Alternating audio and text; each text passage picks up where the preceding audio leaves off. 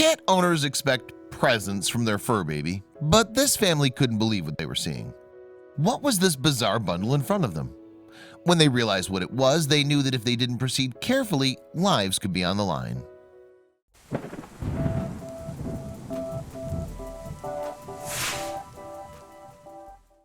As cute as they are, cats are really furry killing machines. Indeed, any feline owner will know that when their pet goes out on cat flap, they'll often return with dead or wounded prey as gifts for the household. But although these presents aren't always welcome, they're actually proof that your cat loves you and sees you as family. In fact, these gory gifts can mean that your cat even sees you as their surrogate kitten, because female cats use this very technique to teach their young how to hunt.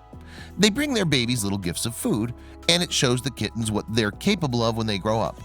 And of course, it keeps the kitty family fed too. And that was the scene that one English household, like countless others before it, woke up to in June 2017. The family's cat had been out the night before and had gone hunting for a nice treat. And sure enough, the present was waiting for everyone the following morning. But the gift waiting for them was rather strange. In fact, it just looked like a messy ball of yard debris. One of the components turned out to be plant matter. However, there was another more obvious ingredient to the clump.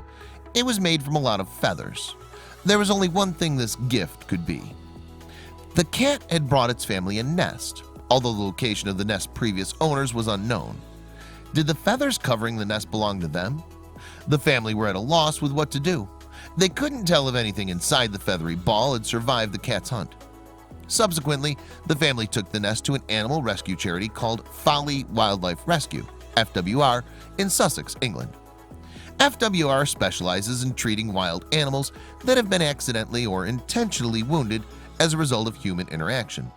The charity also goes into schools to promote conservation values. FWR teach children how to respect local wildlife and avoid common mistakes that can cause them harm. A trustee with the organization, Sarah Nunn, was acting as a receptionist when the nest was brought in. She recalled the morning in an interview with the dodo in June 2017. The nest was completely unopened, Nunn said. They had no idea if there was anything in it at all. The family didn't know where the nest had come from, so they couldn't return it to where it should have been.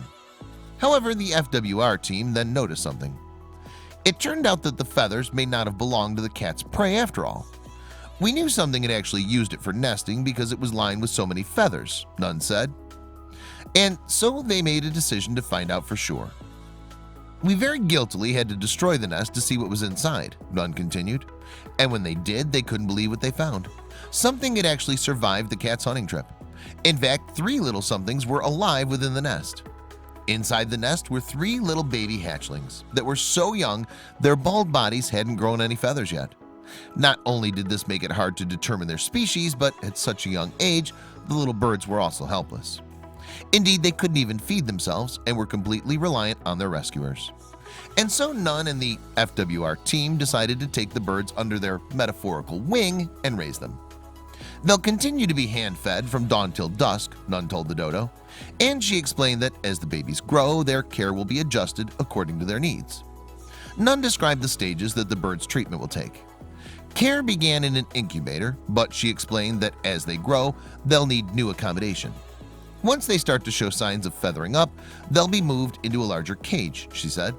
And once they show signs of wanting to fly and being fairly self-reliant on feeding, they'll go into an aviary. But there was one question that still hadn't been answered. Just what species were the birds?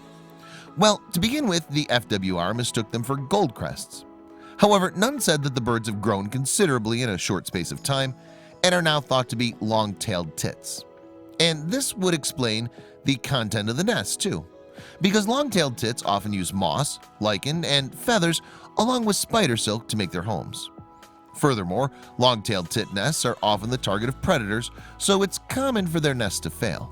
If this happens at the start of May, the tits will move in with a related family. The new arrivals then act as babysitters and look after the nest's hatchlings.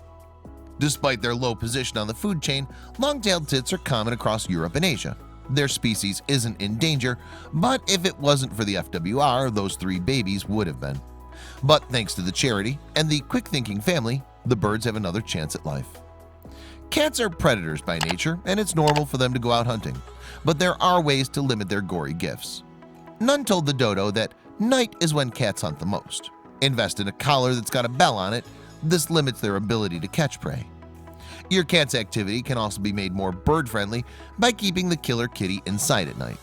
If you do so, however, be sure to fulfill their prey drive by playing with them and buying them lots of toys. The long-tailed tits and other birds of the world will thank you for it.